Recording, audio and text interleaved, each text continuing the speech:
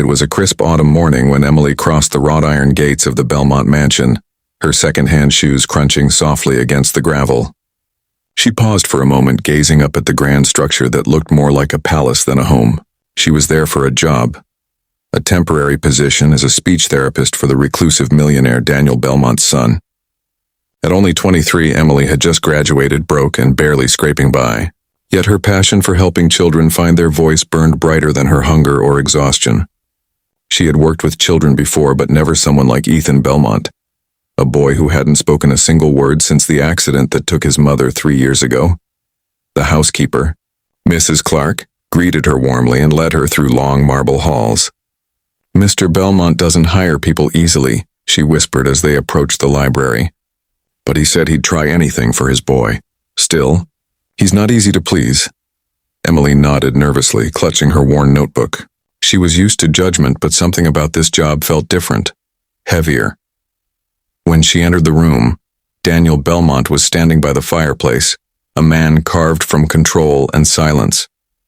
Tall, with silver at his temples and a gaze so piercing it could slice through steel, he didn't smile as he extended his hand. "Miss Hart," he said coolly, "let's be clear, my son doesn't speak.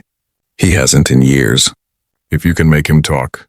His voice dropped, slow and deliberate. "I'll adopt you myself."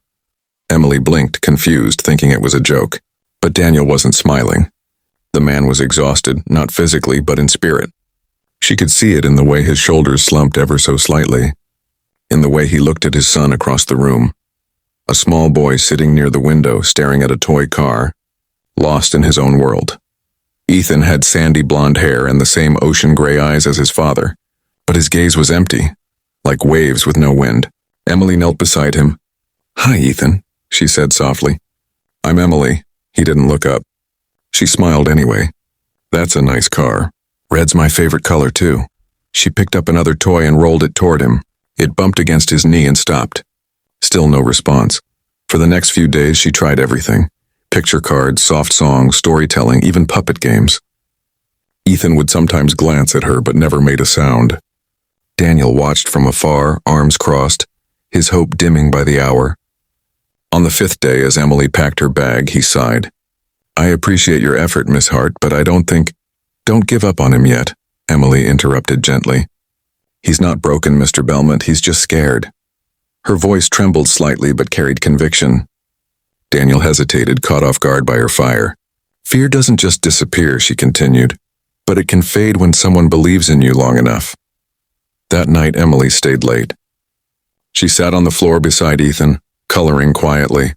She didn't pressure him. She just stayed, present, patient, and kind.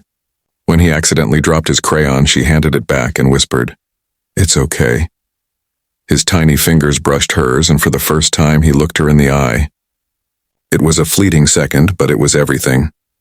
The next afternoon she brought something different and an old music box. When she wound it up, the soft melody of "You Are My Sunshine" filled the room. Ethan's gaze softened. "My mom used to sing this," Emily said, her voice cracking. She had lost her own mother young, too. Tears filled her eyes, but she smiled through them. "When I miss her, I sing it to feel close to her." A small hand tugged her sleeve. Ethan looked at the box, then at her. "Mama," he whispered. Emily froze. It was just one word, soft, trembling, but it broke years of silence. She looked up, stunned. Daniel was standing in the doorway, speechless. His son had spoken. Over the next few weeks, Ethan's voice slowly returned. Each word was a miracle, first car, then son, then Emily. He laughed again. Daniel began joining their sessions, unsure at first, then learning to smile, to play, to hope. Emily didn't just heal Ethan as she healed the house. Laughter, once a memory, now echoed through its halls. One evening, as autumn turned to winter, Daniel invited her to dinner. "You've done something no one else could," he said quietly as they sat in the grand dining room. "You gave me my son back." Emily smiled, tears welling. "I didn't do it alone. He just needed love, not therapy." Daniel's gaze softened for the first time. "You know," he said slowly, "I meant what I said the first day. If you could make my son talk, I'd adopt you." Emily laughed, thinking he was teasing, but Daniel leaned forward. "I wasn't joking. You've become part of this family, whether you realize it or not." Emily's laughter caught in her throat. Her eyes widened. She had grown up in foster care, shuffling between houses that called her temporary. She had never known what it felt like to belong. And now, sitting there across from a man who had everything but love, and a little boy who finally had his voice back, she felt something she hadn't in years: home. As Christmas lights blinked across the windows, Ethan ran into the room holding a crayon drawing, 3 stick figures holding hands. "Daddy," he said proudly, "look, it's us." He pointed to the smallest figure in the middle. "Me, Daddy, and Emily." Daniel looked at the picture, then at her and smiled, truly smiled. That night, as snow began to fall outside, Daniel stood beside the fire, watching Emily read Ethan a bedtime story. He felt something stir deep inside him: gratitude, peace, and perhaps something more. He knew money could buy everything except what Emily had given them: warmth, trust, and love. A few months later, during a quiet spring morning, Emily came downstairs to find Daniel and Ethan waiting. Ethan was grinning from ear to ear, holding a small box. "Open it," he said excitedly. Inside was a silver locket engraved with the words, "Family isn't who you're born to, it's who you find." Daniel spoke softly. "Emily, you gave us back our lives. You showed me what it means to truly care. So if you'll let us, we'd like to give you something too, and our name." Tears filled her eyes. She knelt, hugging Ethan as he whispered, "I love you, Mommy." For a moment, the world stood still.